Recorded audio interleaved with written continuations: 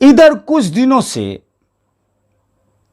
a word sologamy is flashing in the air in the society.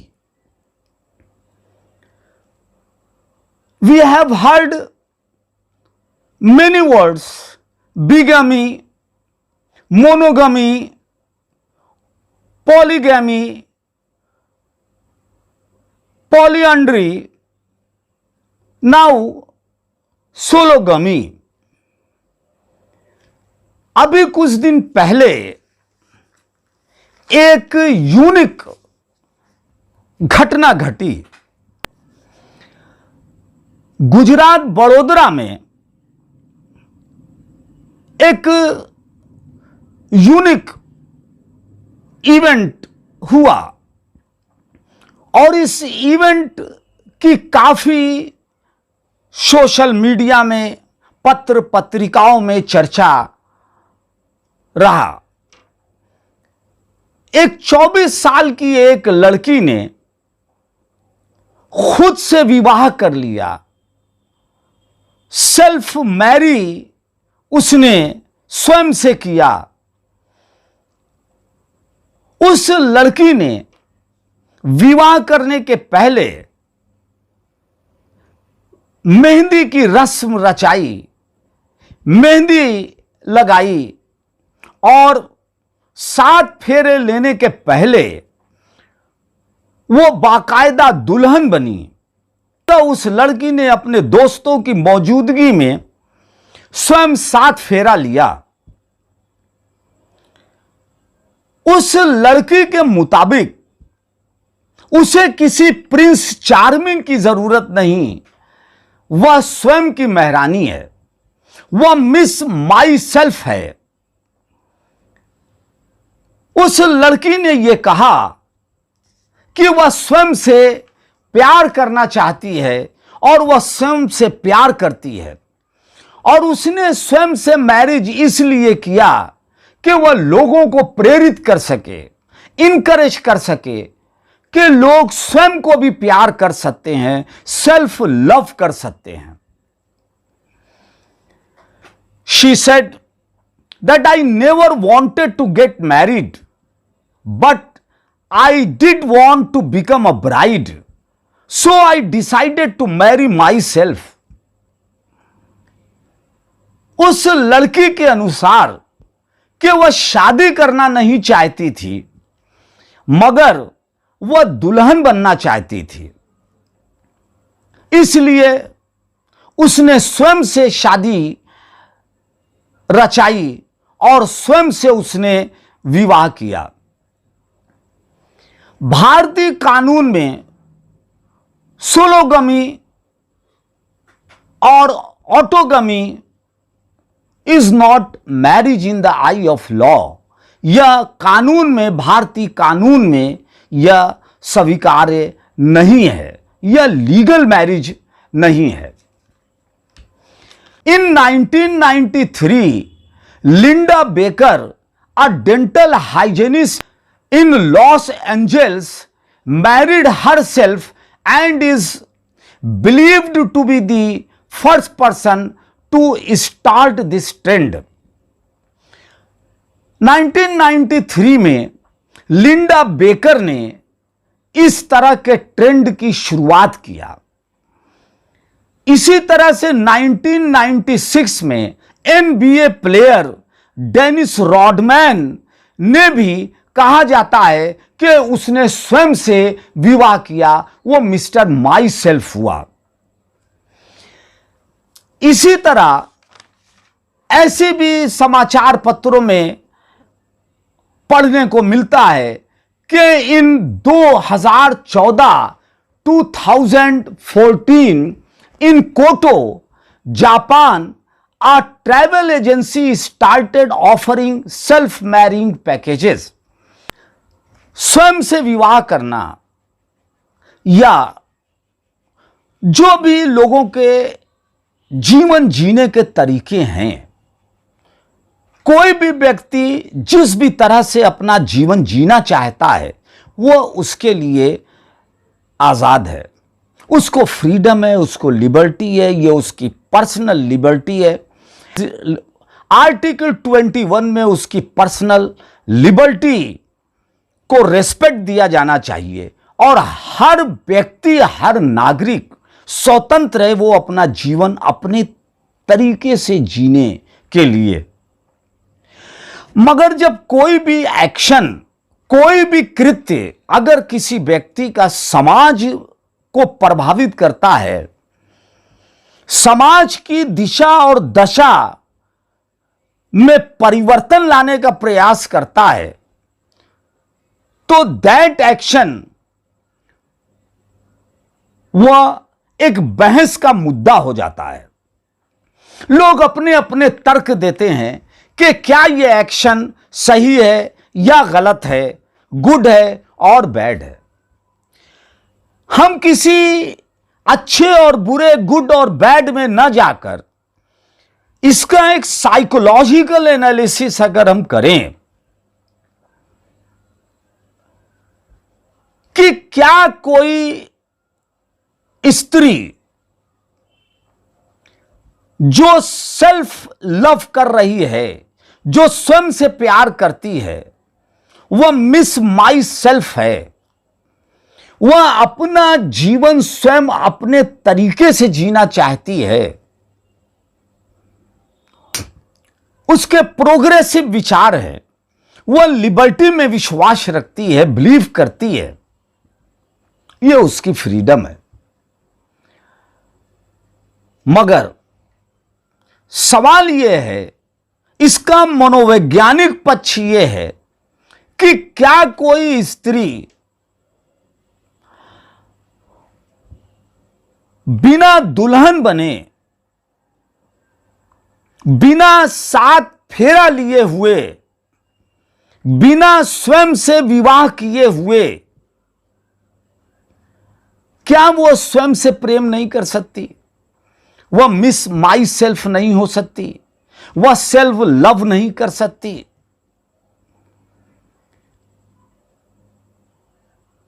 अगर कोई भी स्त्री, कोई लड़की, अगर वो अपना जीवन स्वयं जीना चाहती है, अपने प्रति उसका आकर्षण है, अट्रैक्शन है, तो क्या जरूरी है कि वो विवाह की मेहंदी की रस्म और पूरी करे, मेहंदी लगाए, रचाए, सात फेरा ले और दुल्हन बनने का इवेंट करे? क्या इसके बिना वह self respect, self love, self life नहीं जी सकती? क्या यह जरूरी है? इसका दूसरा पहलू यह भी हो सकता है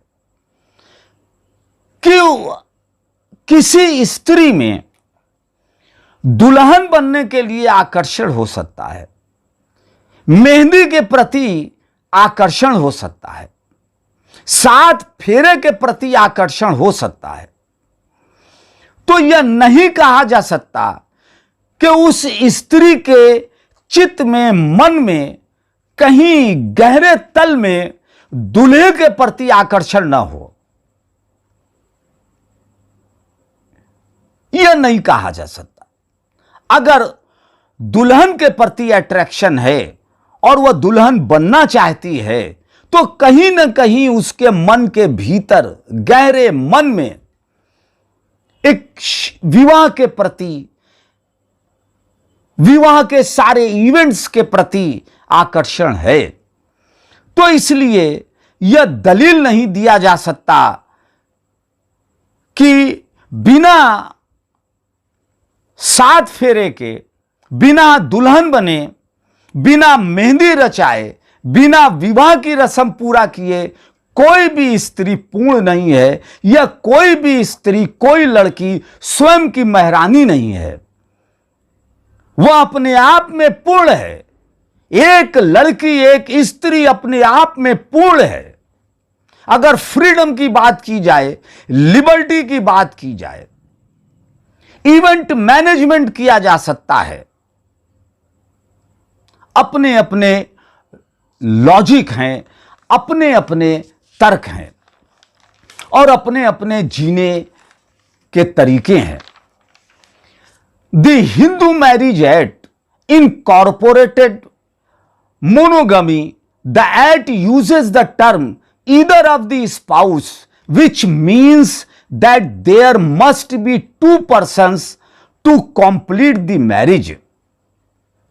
ये सोलोगमी, इसको इस तरह से भी कहा जा सकता है कि यह the outcome of A narcissistic society, ये नार्सिज्म का आउटकम है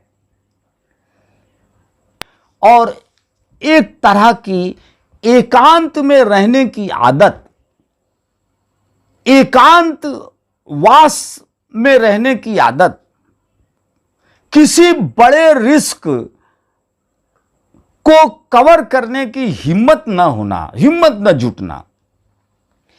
यह सोसाइटी में हम किसी के साथ एडजस्ट करने की क्षमता नहीं रखते या हम भविष्य के प्रति ज्यादा चिंतित रहते हैं कि हमारा विवाह जिससे हो रहा है, क्या वो विवाह सफल होगा या नहीं होगा, क्या हम विवाह को सफल बना सकते हैं या नहीं।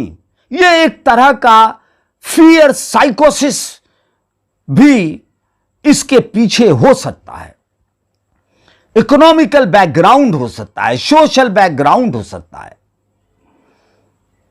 अति स्वच्छंदता हो सकती है। तो कई शब्द हमारे सामने हैं। Bigamy, bigamy the state of being married to two people of the same time. एक ही समय में दो व्यक्तियों से विवाहित होने की स्थिति। जैसे एक आदमी शादीशुदा होते हुए, एक पत्नी के होते हुए अगर वो दूसरी स्त्री से शादी करता है तो उसे बिगमी कहते हैं। या एक स्त्री एक पति के रहते हुए दूसरे किसी आदमी से शादी करती है तो वो बिगमी है। वो 494 आईपीसी से कवर होता है इस तरह का कृत्य। Monogamy, monogamy being married to only one person at a particular time. एक ही समय में एक ही व्यक्ति से शादी करना, उसे मोनोगमी कहते हैं। Polygamy, polygamy is the practice of marrying multiple spouses when a man is married to more than one wife at the same time, call this polygamy। अगर एक व्यक्ति, एक आदमी अगर कई स्त्रियों से शादी करता है एक ही समय में तो उसको पॉलीगैमी कहते हैं। मगर when a woman is married to more than one husband at a one time, it is called polyandry। अगर कोई स्त्री एक पति के रहते हुए कई और व्यक्तियों से अगर विवाह करती है तो उसको पॉलीआंड्री कहते हैं। तो इस तरह से कई वर्ड्स हैं, बिगैमी, मोनोगैमी, पॉलीगैमी, पॉलीआंड्री और अब है सोलोगैमी। सवाल इस बात का है कि आखिर आज के इस मॉडर्न जमाने में जहां लड़के और लड़कियां इतने बिजी हैं अपने करियर को लेके और धीरे धीरे सोसाइटी में एक इंडिविजुअलिज्म का सेंस डेवलप हो चुका है, इस कॉरपोरेट वर्ल्ड में, इस कैपिटलिज्म में जहां पूंजीवाद अपने चरम सीमा पे पहुंच रहा है और सारे परिवार, मान्यताएं, परंपराएं ध्वस्त हो रही हैं, तो उसका जो नतीजा, जो रिजल्ट सामने आ रहा है वो ये आ रहा है कि बड़े पैमाने पर लड़के और लड़कियां, जवान लड़के और लड़कियां ये एकांत में अलोन में रहना पसंद करते हैं, ये भीड़ भाड़ से दूर होना चाहते हैं, एकांत में रहना चाहते हैं, और उनके पास उनका मोबाइल, उनका लैपटॉप ही उनका जीवन है। या तो वो काम करते हैं मोबाइल लैपटॉप पे, और या मोबाइल लैपटॉप पे वो मूवीज देखते हैं, गेम खेलते हैं, या इंटरटेनमेंट करते हैं। लोगों से, व्यक्ति से उनका इंटरेक्शन, आर्गुमेंट्स, ह्यूमर कम होता जा रहा है, जिसका नतीजा यह हो रहा है कि जो सोचने और समझने की, ह्यूमर की, एक दूसरे को समझने और सोचने परखने की जो शक्ति है वो कमजोर होती जा रही है, क्षीण होती जा रही है। इसलिए आज के लड़के और लड़कियां बहुत तेजी से उत्तेजित और आक्रोशित हो रहे हैं, एकांत में जा रहे हैं, जो कि समाज के लिए बहुत ही खतरनाक है। परिवार टूटते जा रहे हैं। एक समय था कि जब परिवार में ये दादा दादी, नाना नानी, चाचा चाची, फूफा फूफी, खाला खालू, मामा मामू, मौसी भाई बहन, इनके परिवार के बच्चे, भांजे भांजियां, भतीजा भतीजी, ये परिवार हुआ करता था। आज ये सिमट कर, ये पूरा सिमट कर पति पत्नी और बच्चों में हो गया है, ये परिवार हो गया है। और इसके बाद आगे जब सोसाइटी बढ़ी तो ये ससुराल, सास ससुर, साले साली, साड़ू सरहज, ये हुआ। उसके बाद पति पत्नी, और अब ये स्थिति हो गई कि पति पत्नी और बच्चे। इसके आगे जब सोसाइटी बढ़ रही तो हम देख रहे हैं कि पति अलग, पत्नी अलग, और फिर वो मौके मौके पे पति और पत्नी मिल रहे हैं। वो अपने नौकरी में, अपने बिजनेस में दोनों व्यस्त हैं, दोनों बिजी हैं। दोनों के बीच में जो इंटरेक्शन है वो फोन के जरिए हो रहा है या लैपटॉप के जरिए हो रहा है। मां और बाप अपने अपने बिजनेस में, अपने अपने नौकरी में, सर्विस में बिजी हैं। 14-14 घंटा, 12-12 घंटा वो काम कर रहे हैं लैपटॉप में, मोबाइल पे। और अब जिंदगी ये हो गई कि मेरा मोबाइल, मेरा लैपटॉप, ये जिंदगी हो गई। तो अब सवाल यह है कि धीरे धीरे ये जो टूटन है, चाहे ददियाल हो, ननियाल हो, ससुराल हो, और उसके साथ ही साथ पड़ोसी से कोई संपर्क नहीं, कोई इंटरेक्शन नहीं, कोई खानदान रिश्तेदार से कोई इंटरेक्शन नहीं,